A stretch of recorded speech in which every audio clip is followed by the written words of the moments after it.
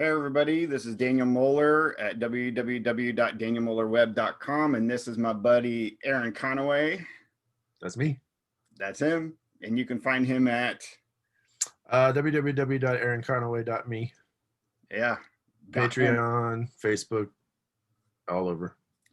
So Aaron and I are creators of many different varieties, and we wanted to be able to share something with everybody here today. So what I got here, we've never done this before, so this is going to be fun. Bear with us. Yeah, it's going to be kind of crazy. My kids helped me construct out of a mini bear graham cracker box full of cans of soup with this little mini phone stand that my father gave us for Christmas as a Christmas present, so that you can see this comic displayed before you. So maybe not that comic. But yes, not this comic, but a comic. So shout out to my kids. Although Tales of the Uncanny is, you know, that 1963 Image line, little something happening there. Possibly. It's pretty wild. It's got some pretty interesting characters and a lot of fun to read. Yeah, yeah. So stay tuned in the future for maybe a little something along those lines. But we're not here to discuss Image 1963. We are here to show off fresh from the mailbox and out of the cardboard box, Psychonaut Presents issue number 3. So nice. For those of you that don't know, this is a kind of a swipe cover, an homage to Vault of Horror. And I can't remember the exact issue number off the top of my head. But this particular issue, not only is it the 3rd one in my series, which is awesome. I can't believe I've made awesome 3 comics so far, but there is also a tale in here from Mr. Aaron Conaway. There is. So we're Runic is in there. Yes. Yes. This has been a collaboration 30 some odd years in the making. 30 years. Yeah. For 3 pages. Hey, we'll take what we can get. Yes, yes. Hey, it's got to be a slow build, man. That's right. Be a slow build. So here's the cover, and you know, honestly, Aaron, I may have to send this back to the printer because their margins are a little just a tad off there. Tad off, but I don't know how it shows off for you on the screen. But I mean, until you held it up, I couldn't. Well, no, that's not true. Yeah, you can tell it's a little off. Yeah, even sitting on the table, you can tell. Yeah. But, I mean, I don't know that I would have known that it wasn't supposed to be that way. Yeah, I might just have them center it a little bit. But what does come off at least really well in person is the all tattered, the frayed edges. Yeah. The tattered feel of the comic, as if you're holding an old relic in your hands. Nice. So I'm actually really happy with that. Again, I think it looks way better in person. Sure. Than it does on screen. And the coloring, as always, I'm going to give a shout out to Kablam, because, you know, it's one thing coloring on screen, but in person, live, the I don't know if it's the gloss or what, the print job is just fabulous. I love it. It does look amazing. All right, do we want to flip through? Let's do it. Quick flip through. So we got multiple things. This is truly an anthology comic at this point. The first issue wasn't so much. Second issue was getting there.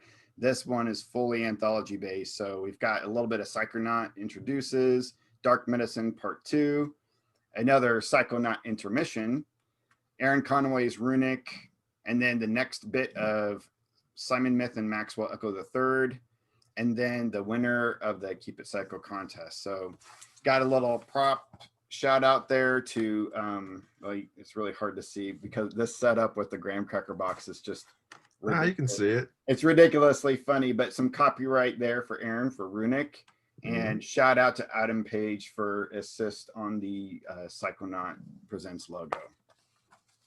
It's a sweet logo. Yes, it is. So here's the Psychonaut introduces, and it's really truly just Psychonaut guy just introducing the story from the last time, much like the Crypt Keeper would. Yeah. Crypt Keeper. Climbing around in people's brains again. That's what he does.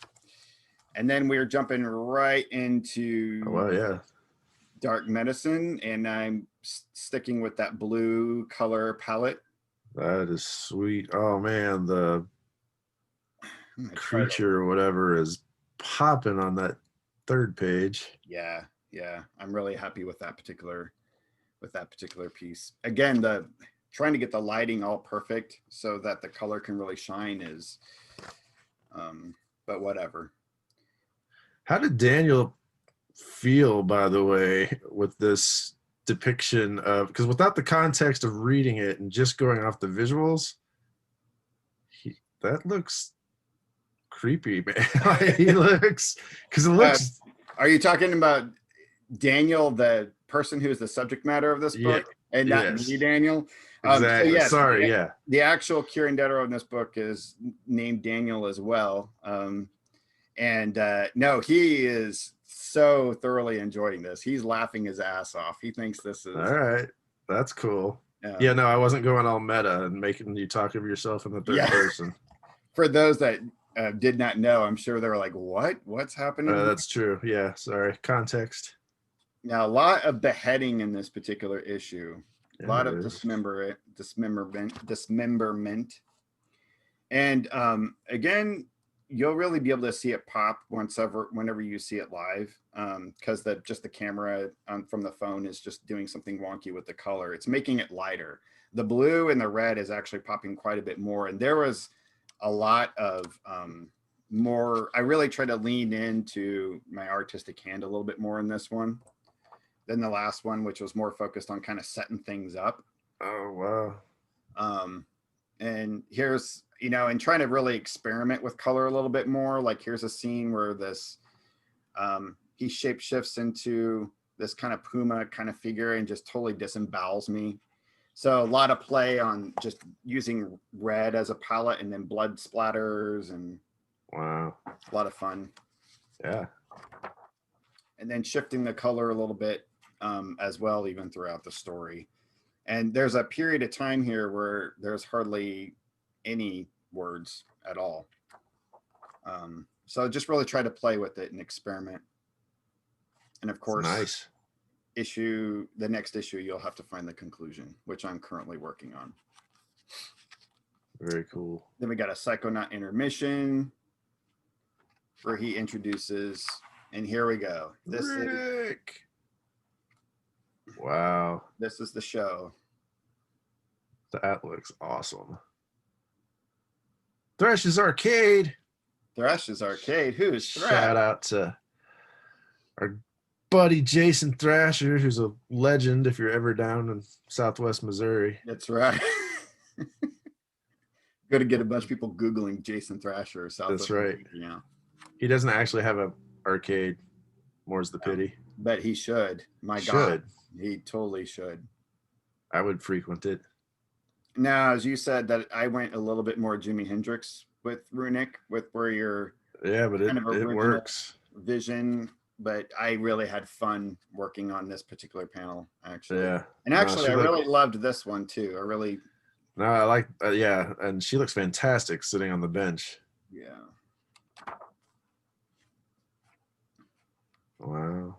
And there's the final page. So this, again, nice. I can't wait till you are able to see this in person, because the color pops so much more significantly live. Yeah. Well, no, I mean, even that last panel, like with the portal closing, that looks sweet. Thank you. Excellent work. It was a lot of fun. A lot of fun. And we got just some verbiage down here so people know where to find you. Cool.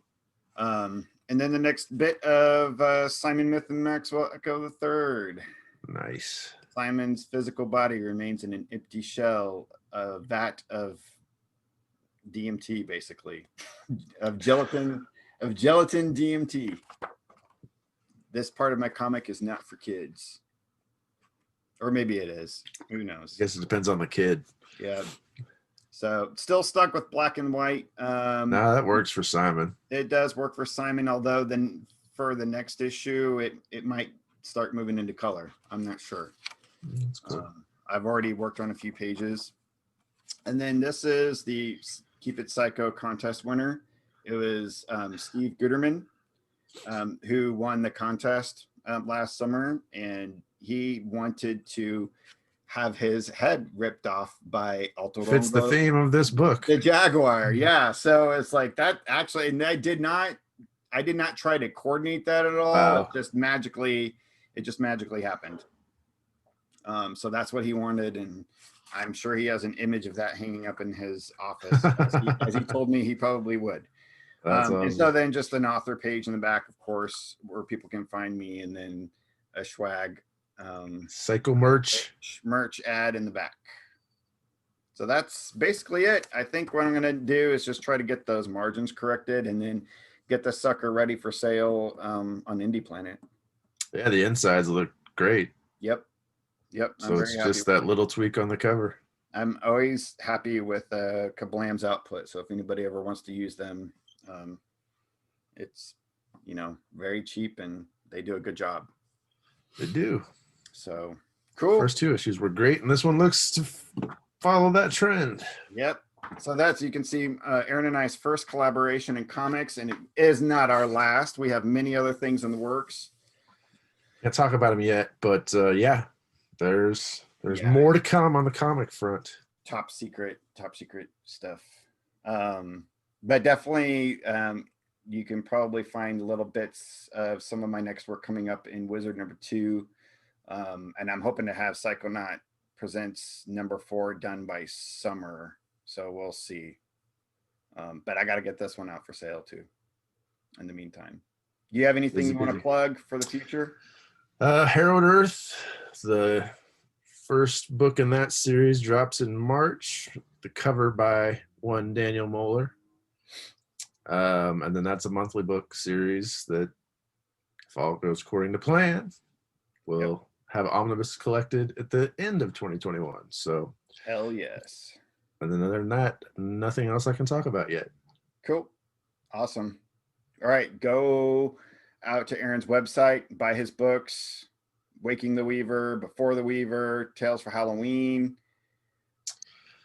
Michael Gideon collection. That's it. And then buy 1 and 2 of Psychonaut Presents, which is already out, and then keep an eye out for issue 3. Awesome. Cool. Take it easy. See you later, man. Keep it psycho. Yep.